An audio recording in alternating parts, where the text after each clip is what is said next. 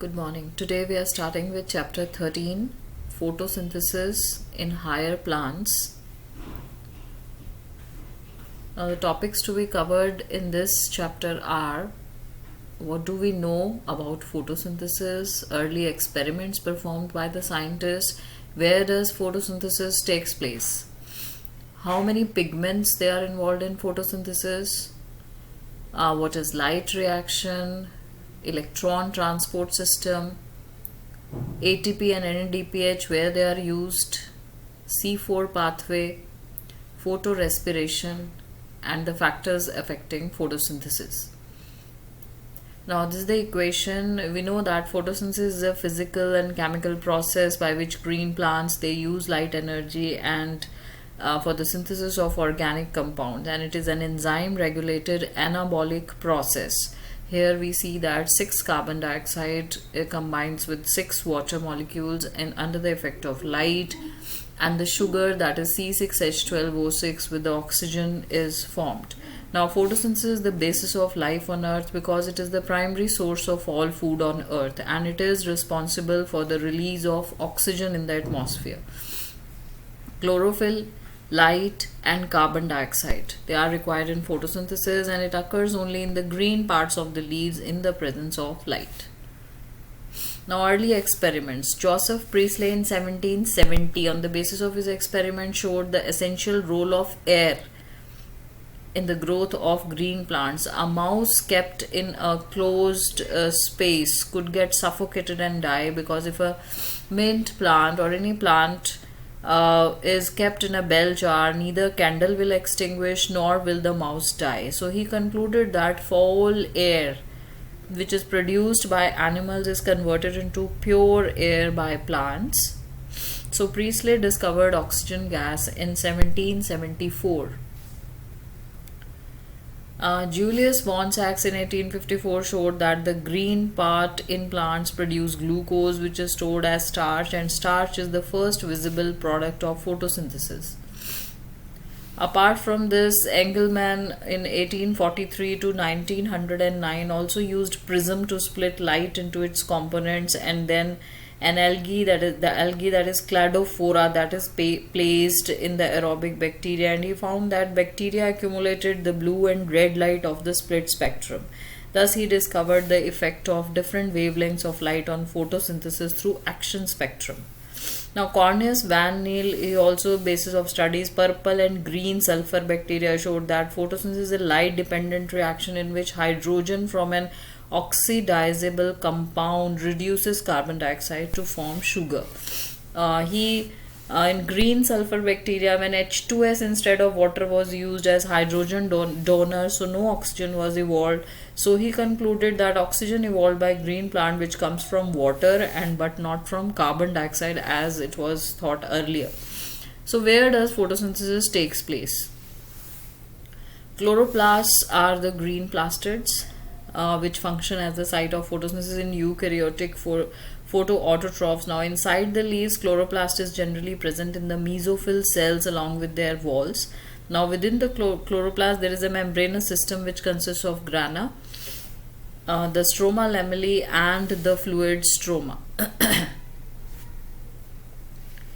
So the membrane system, it is responsible for synthesize light energy for the synthesis of ATP and NADPH, and in stroma, the enzymatic reactions where the carbon dioxide in plants which leads to the formation of sugar, and the reaction in which the light energy is absorbed by grana to synthesize ATP and NADPH is called as the light reaction, and the later part of the photosynthesis where the carbon dioxide is reduced to sugar, that is called as where the light is not necessary, it is called as the dark reaction.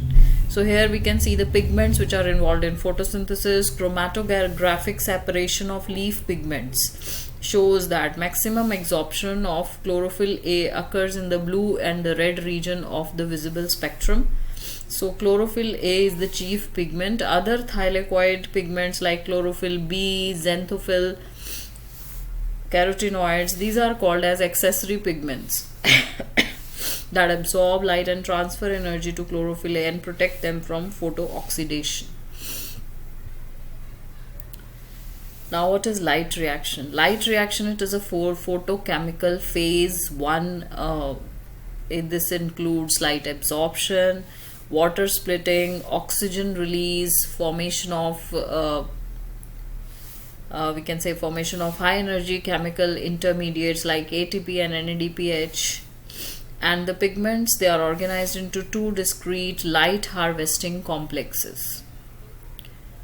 So here you can see the light harvesting complex, which are also called as antenna complex, where the pigment molecules, accessory pigments or antennae molecules, which are basically along with the proteins, are present. Here the reaction center is chlorophyll A. So light harvesting complex, they are made of hundreds of pigment molecules containing all pigments except single chlorophyll A molecules in each photosystem. So primary acceptor, or this is the reaction complex or the reaction center, which is the chlorophyll A, and these are the various pigment molecules which are from the antennae molecules which absorb the photons of light, and the primary acceptor in the primary acceptor here is the chlorophyll A molecule. So the pigments in the photosystem 1 and photosystem 2, they absorb the lights of different wavelengths. Single chlorophyll molecule makes the reaction center, and in photosystem 1 the reaction center has the highest peak as 700 nanometer. That is why it is called as P700, and the photosystem 2 reaction center has the highest peak as 680 nanometers, and so is called as the 680 P680. So photosynthesis basically involves two reactions, light reaction and the dark reaction.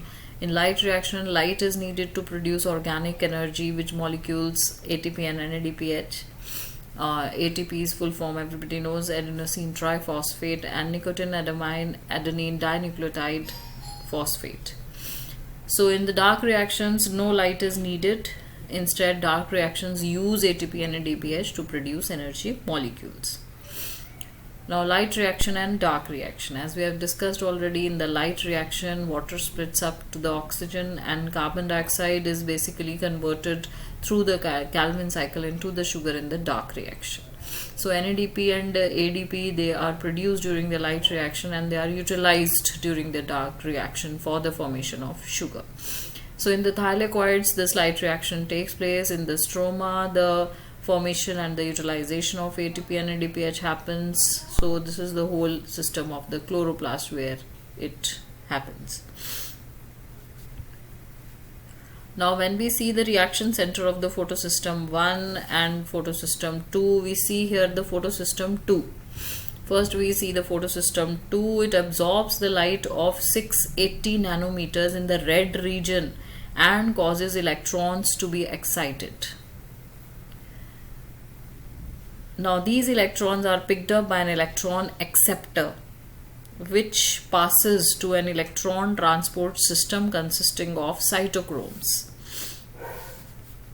Electrons are passed down the electron transport chain and then to the pigment of photosystem 1. Electrons in the photosystem 1, they get excited due to the light of the wavelength 700 nanometers and are transferred to another acceptor molecule having a greater redox potential. So when an electron passes a downhill direction, energy is released, and this is used to reduce the ADP to ATP and NADP to NADPH. So the whole scheme of electron transport is called as the Z scheme due to its shape. So photolysis of water, you can see here, releases electrons that provide electrons to the photosystem 2. Oxygen is also released during this process. Now cyclic and non-cyclic photophosphorylation. Now you can see here in the cyclic photophosphorylation, it is performed in the photosystem 1 and it is independent. So an external source of electron is not required here. and it synthesizes only ATP. It occurs only in the stroma or in the intergranule thylakoids region. Now, in the non-cyclic photophosphorylation, we see that it is performed in collaboration with the photosystem 1 and 2, and the process requires an external electron donor. And it synthesizes ATP and NADPH both, and it occurs in the granule thylakoids only.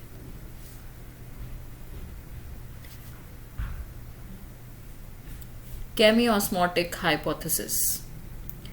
Now, it is the process of ATP formation. This hypothesis was proposed by Mitchell in 1961. Now, the ATP synthesis is linked to the development of proton gradient across the membrane of thylakoid and mitochondria. You can see here the thylakoid and the mitochondria. So the process that causes the development of proton gradient along the membrane is the splitting of water molecule. Now, splitting of water molecule first happens. Now, splitting of water molecule occurs inside the thylakoid to produce hydrogen ions or protons. Now, as an electron passes through the photosystems, protons are transported across the membrane through the primary acceptor of electron, which is located towards the outer side of the membrane. So, NADP reductase enzyme is located in the stroma side of the membrane, and the electrons comes out from the acceptor of electrons to photosystem 1. Protons are necessary for reduction of NADP to NADPH, and these protons are also removed from the stroma, and this creates a proton gradient across the thylakoid membrane along with the pH in the lumen. So the gradient is broken down due to the movement of protons across the membrane to the stroma through the transmembrane channel, or which are also called as the F0 of the ATPase. One part of this enzyme is embedded in the membrane to form the transmembrane channel, and the other portion is called as the F1. The other portion is called as the F1, and that protrudes on the outer surface of the thylakoid membrane, which makes the energy packed ATP. So ATP and NADPH produced during the movement of the electrons is used immediately to fix carbon dioxide to form sugar, and the product of light reactions used to drive the process leading to synthesis of sugar is also called as the biosynthetic phase of the photosynthesis.